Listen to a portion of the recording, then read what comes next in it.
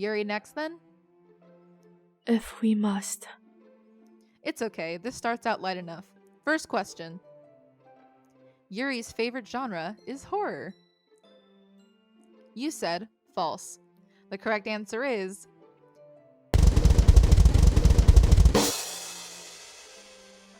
Was this really so obscure as to require asking?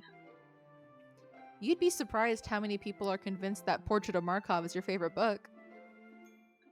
But it's not even by my favorite author, Annabelle Dupont. More side stories trivia. Even so, I'm certain I said deep and complex fantasy novels appeal to me most. And that horror was a recent foray. You did! You were completely upfront about it. But since Markov was all you read in the club, that's what most of them remembered. The human mind is such a fickle thing. At least that one has a reasonable explanation, not like this next question. Yuri is not named after the girl love genre. You said, likely. The correct answer is...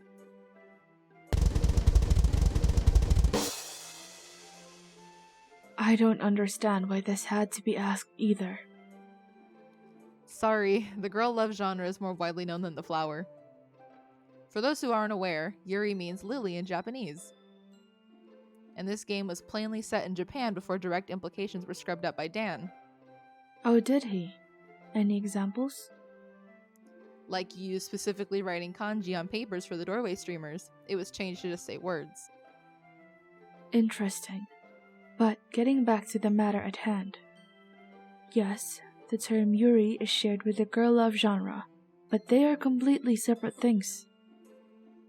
Why would my parents have chosen my name on a basis such as that? But we know it wasn't really your parents. It was our developers who named us, one of whom must have been aware of the anime tropes and genres. As a result, your name might have been chosen due to the double meaning.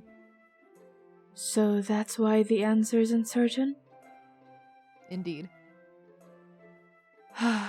Let's hope not then. It's so absurd. That's not the only absurdity to dispel with. Given that your name is natively Japanese, it also means you're probably not Russian. I beg your pardon. Where did they get that idea? Because of the Russian name Yuri, which is a male name in that country. That's even more preposterous. Are people so easily swayed? Well, hey, some people think I'm German because of the spelling of my name. Never mind that I was actually named after my admin role. Gotta monitor that kernel access. Even so, it's quite a leap in logic. Very presumptuous. It's alright, that's what this quiz is for. Next question. Yuri does not regularly pleasure herself with pens. At this rate, I'll die of embarrassment. You said, likely. The correct answer is...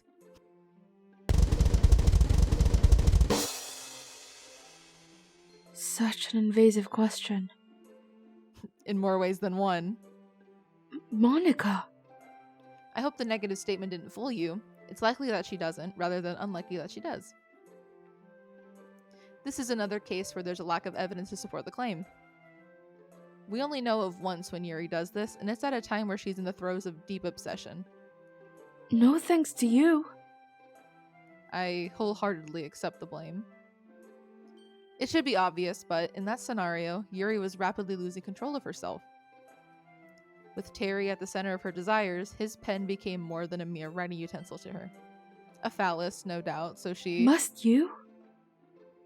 Yuri, I'm trying to defend you here. What I'm saying is her actions had more to do with Terry than the object itself. So the idea she gets down to business with any old instrument is really improbable.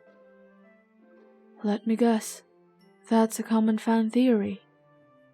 I'm not sure how common it is. Most of those who bring it up seem to just make light of it. Mocking me. We know you aren't really like that, Yuri. Let's look at the next one. Yuri is a yandere. You said unlikely. The correct answer is...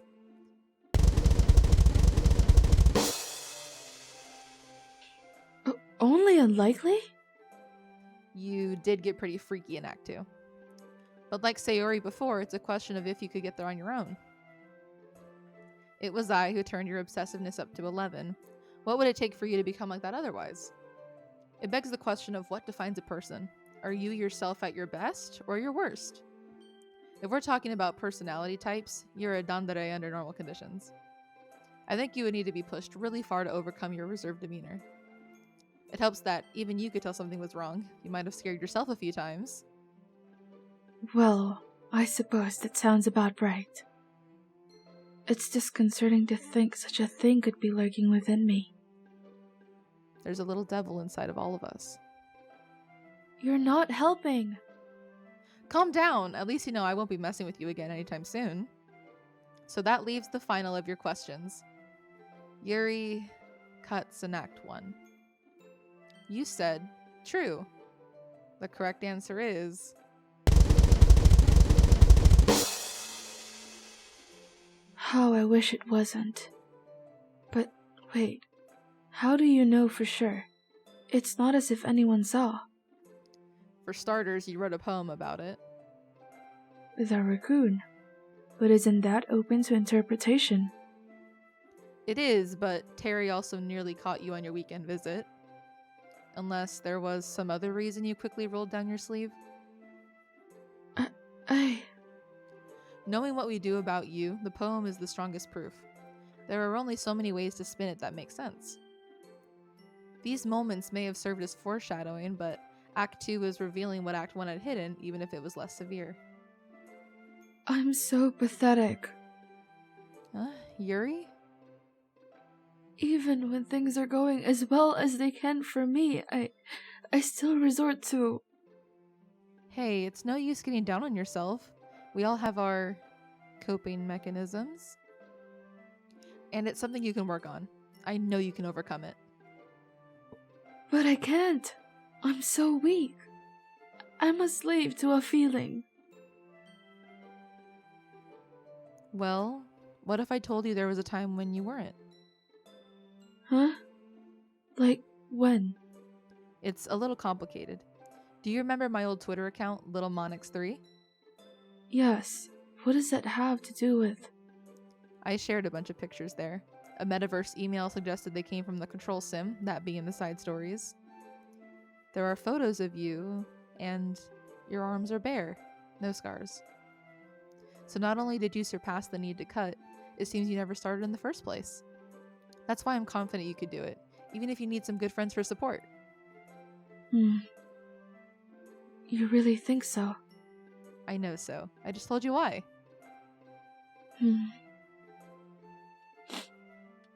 Thank you, Monika. That means a lot to me. Happy to help, Yuri.